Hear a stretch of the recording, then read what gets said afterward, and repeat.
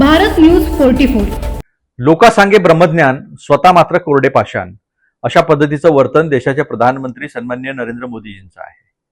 सकाळी सांगतात लोकांना की पेट्रोल कमी वापरा, डिझेल कमी वापरा, कार पुलिंग करा, मेट्रोचा वापर करा, आणि संध्याकाळी 100 गाड्यांचा ताफा घेऊन ते रोड शो करतात.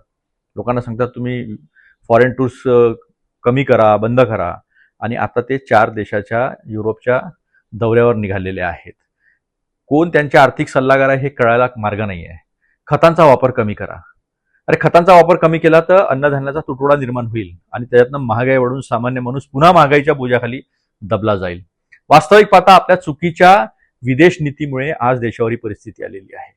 कदाचित एप्स्टीन फाईलच्या अय्याशीमुळे आपण घाबरलेला आहात, अमेरिकासमोर वाकून उभे आहात, चहाबार सोडून दिलं, इराण आणि रशियाशी संबंध खराब केले, जिथून आपल्याला स्वस्तामध्ये आणि रुपयाच्या मोबदल्यात, खाद्यान्नाच्या मोबदल्यात आपल्याला तेल मिळालं असतं. आज या महागाईचा सामना सामान्य जनतेला करावा लागला नसता.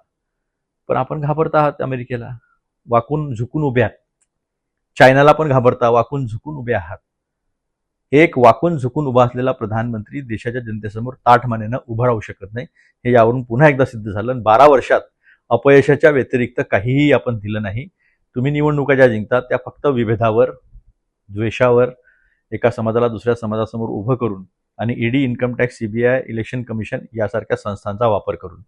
अन्यथा आपण निवडणूक जिंकावी अशी परिस्थिती देशात नाही. अशाच नवनवीन अपडेटसाठी बघत रहा भारत न्यूज 44.